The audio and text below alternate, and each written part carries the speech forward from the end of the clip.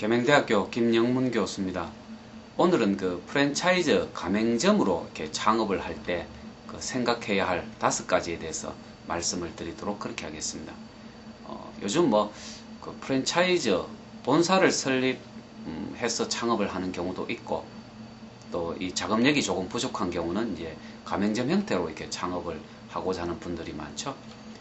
그러한 경우에 반드시 살펴봐야 할 것이 뭐냐면, 첫 번째는 이 정보 공개서라는 것이 있습니다. 정보 공개서. 그래서 이 가맹점을 계약하려는 경우에 본사가 반드시 제공해야 되는 것이죠.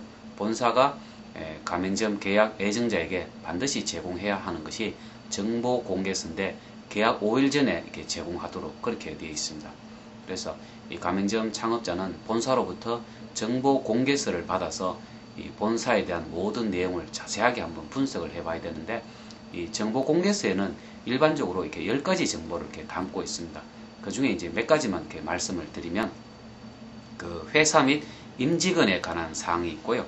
또 가맹 사업자의 부담, 그리고 영업활동 조건이라든지 제한, 또 가맹본부의 그 가맹 사업 현황 등과 같은 이 가맹점 계약을 함에 있어서 반드시 알아야 되는 이 모든 내용들을 이 정보 공개서라는 그 서류로 이렇게 담고 있거든요. 그래서 가맹점 창업 예정자는 본사에게 반드시 정보 공개서를 달라고 요청을 하시고, 또 본인이 분석을 해도 될 것이고, 또 본인이 조금 이렇게 지식이 부족한 경우에는 창업 전문가의 도움을 받아서 이 정보 공개서의 내용을 꼼꼼히 분석한 후에 가맹본부하고 계약을 해야 한다는 것이죠.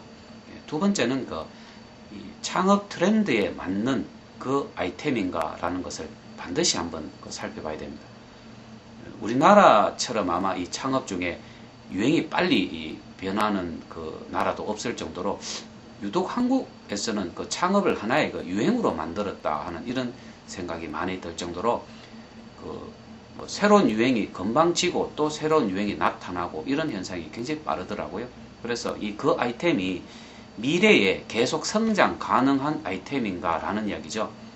몇 년 전부터 우리나라 이 외식 산업에 불어온 바람 중에 하나가 뭡니까? 웰빙이라는 키워드입니다. 그리고 주월 근무제가 이렇게 완전히 정착이 되면서 레저나 이 스포츠 분야에 그 관심을 갖는 분들도 상당히 많이 늘어났죠. 그렇다면 이 웰빙 그리고 이 레저 스포츠 분야가 그 미래에도 상당히 많이 발전할 것이라는 것은 어쩌면 당연한 이야기인지도 모른다는 거죠. 이처럼 어떤 아이템이 계속 미래에도 성장할 것이냐, 어떤 미래의 창업 트렌드에 부합하는 그런 아이템인가 하는 것을 반드시 살펴봐야 되는데, 그 중에 이제 하나 좀 더 추가한다면, 그런데 이제 어떤 음식도 마찬가지고 어떤 제품도 영원히 계속 이렇게 인기를 누릴 수는 없는 것이죠. 그럴 때 중요한 것은 어떤 본사의 능력이라고 할 수가 있습니다. 즉 말해서 어떤 본사가 상품 능력을 가지고 있느냐, 또 상품 어떤 출시 실적이 어떤가, 이런 것들을 잘 살펴봐야 되겠죠. 즉 말해서 본사가 신상품 또 신메뉴를 계속 개발할 수 있는 능력이 있는가, 또 과거에 그렇게 해왔는가 하는 이런 것들을 한번 살펴봄으로써 과연 그 본사가 미래도 계속 망하지 않고 성장할 수 있는가를 한번 간접적으로 한번 파악을 해볼 수가 있다는 것입니다. 세 번째는 본사의 건전성을 확인해 봐야 되는데요. 망하는 본사 너무 많지 않습니까?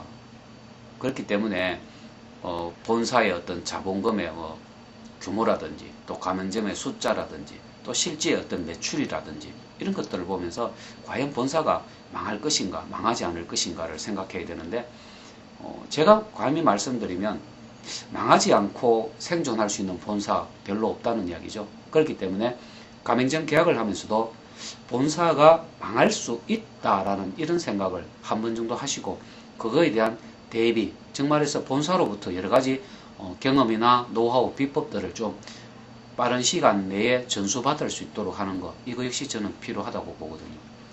네 번째는 무엇보다도 이 가맹점 창업에서 중요한 것은 본사가 아니라 자기 자신이죠. 창업자 자신이 정말로 얼마나 이렇게 많은 준비를 해왔는가.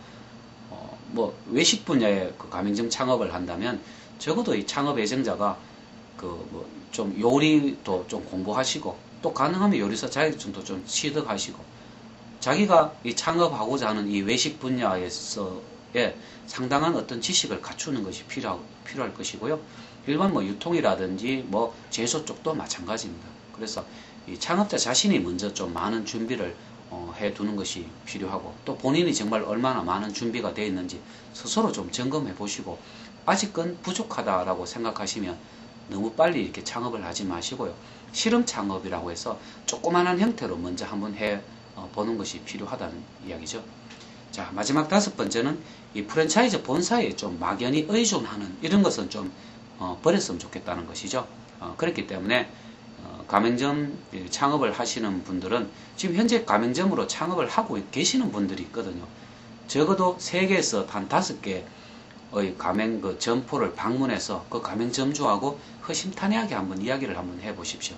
창업 비용이 얼마나 더 갖는 건지, 또 본사에서 지원은 어느 정도로 해주고 있는지, 또 본인은 어떤 준비를 해왔고 해보니까 어떤 문제가 있고 그런 문제들을 어떻게 해결을 해왔는지, 이런 데 대한 그 정보를 정확하게 한번 파악을 해볼 필요가 있다는 것입니다. 그래서 제가 다시 한번 쭉 정리를 해드리면, 이 가맹점 창업할 때 본사로부터 정보 공개서를 반드시 받아야 됩니다. 그래서 철저하게 한번 분석을 해 보시라는 것이고, 두 번째는 그 본사의 아이템이 장기적으로 어떤 그 발전할 그런 분야냐, 어떤 창업 트렌드에 미래의 어떤 창업 트렌드하고 잘 맞는 분야냐 하는 것이죠. 세 번째는 본사의 건전성, 본사가 아주 튼튼하냐, 본사가 망하지 않을 것이냐 하는 이야기. 그 다음에 네 번째는 창업자 자기 자신을 한번 점검해 보는 것. 그리고 마지막으로는 막연히 이렇게 본사에 의존하는 이것은 버리고요. 본인이 발품을 팔아서 그 여러 가맹점을 직접 방문해서 분석하고 조사하는 그런 후에 어떤 결론을 내린다면 낭패를 당하지는 않을 것이다 라는 이야기입니다. 그래서 오늘 제가 이제 이 가맹점 창업할 때 꼭 생각해야 할 5가지 말씀드렸는데, 혹시나 이 동영상 보시고 궁금한 질문이 있으면 제가 운영하는 그 창업 길라잡이 카페가 있습니다. 다음이라는 포탈에 보시면, 거기 오시면 저하고 언제든지 상담을 하실 수가 있거든요. 또 필요하시면 제가 전화를 드려서 또 오시게 해서 이렇게 직접 상담을 해드리니까 주저하지 마시고요.